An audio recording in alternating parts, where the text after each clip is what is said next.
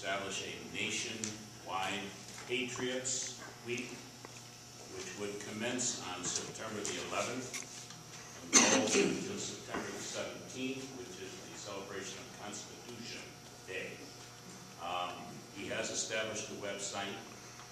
It is www.patriotweek.org, and it absolutely dovetails in a beautiful way with the fact that this is an election cycle, and people need to reconnect with the original founders' vision of what this country should be, and unfortunately is not.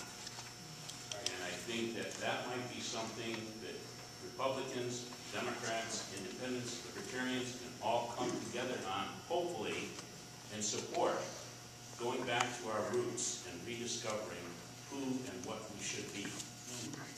Lastly, the grim fact, as a trained economist, I'm sorry to say, the national debt is closer to $35 trillion if you count all the unfunded mandates and pensions in Washington. Well, that's a very good point. Thank you, Michael. When you talk about it, and it really trickles down to state and local governments, the unfunded liabilities and the pension obligations aren't just enough to choke a horse, and unfortunately we're the horse. But if we can't get a handle on our discretionary spending that we have today, getting to those issues is almost going to be impossible. We haven't even picked the low-lying fruit because we're afraid to reach out and grab it. But we need to go after that and then go from there. In fact, in many ways, we have to step back and say, what is it that we expect from government? What do we want it to be? What is it there for? There are two different approaches, and I'm going to ask each of you, I'm going to read you two different approaches to government. I'm going to ask you to vote on which way you want to go. Here's the first one. Number one, government policy should promote fairness by narrowing the gap between rich and poor, spreading the wealth, and making sure that economic outcomes are more equal. That's number one. Or number two, government policy should promote opportunity by fostering job growth, encouraging entrepreneurs, and allowing people to keep more of what they earn. Now, if you think number one is the way to go, raise your hand. If you think number two is the right approach, raise your hand.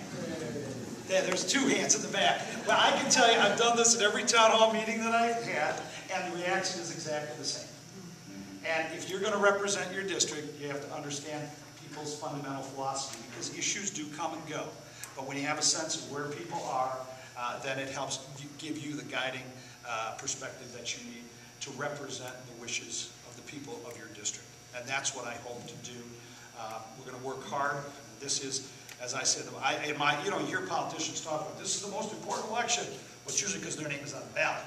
Well, I really believe it is, because when you think about it, when you think of what's happened in just the last 16 months or whatever it's been, imagine if there isn't a change in Washington. Imagine if we send back the same people.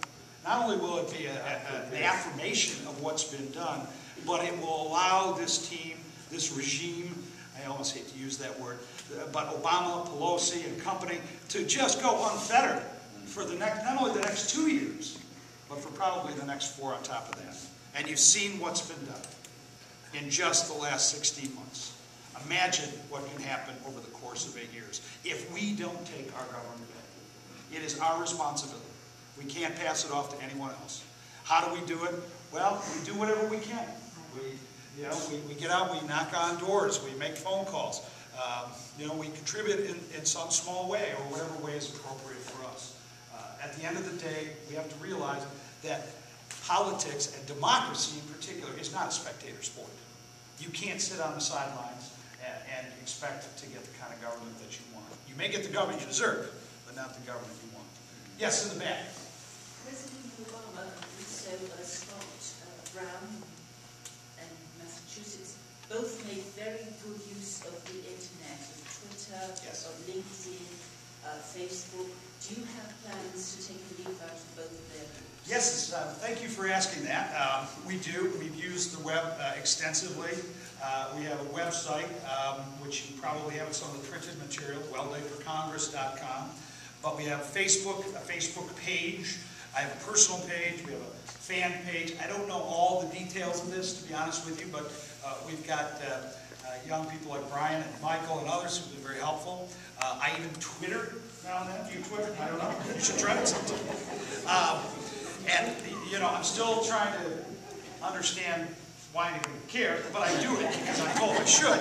I try to make it relevant. But yes, we're using these technologies to reach out to broader constituencies. I will tell you this, right after the vote on health care, we did a series of radio advertisements here in Detroit. And we asked people to go to our website just to get more information. And I think we got something, I don't know, Brian, what it was about 120 new volunteers who literally went to the website, checked it, you know, said, count me in, I'll make phone calls or have a coffee or whatever it might be. And we also raised about $2,000. Now, in the scheme of things, that's not a ton of money. But let me tell you, that was an average of about $20 per contribution. And every one of those people are fully invested in what we're doing.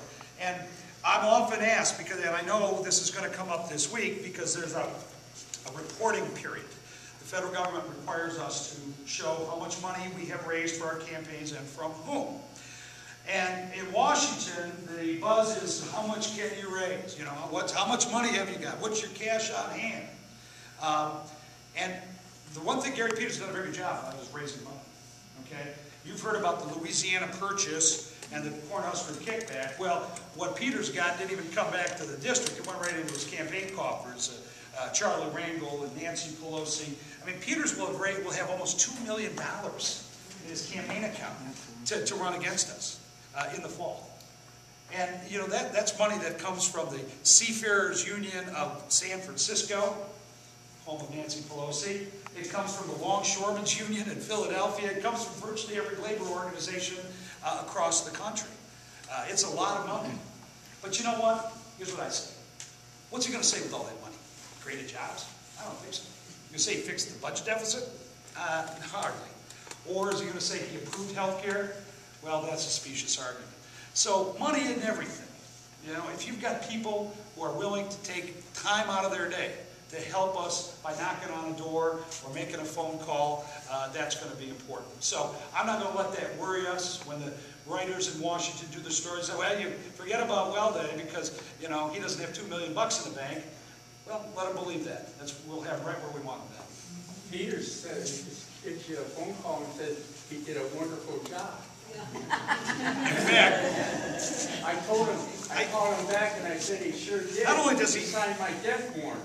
Not only does he give you a phone call, tell you a wonderful job, he also uses your money to send you mailings like this to tell you what a great job he's doing. You realize he gets it free. Every one of you are paying for the privilege of knowing that Gary Peters has provided new protections for credit card holders, and he's going after Wall Street. Now, I got to tell you, but that is a campaign piece if I've ever seen it. And on the back, paid for by the U.S. Treasury. It says the mail was prepared and published at taxpayer expense. So you're paying for the privilege of receiving this junk in your mailbox. So, yeah, you're right.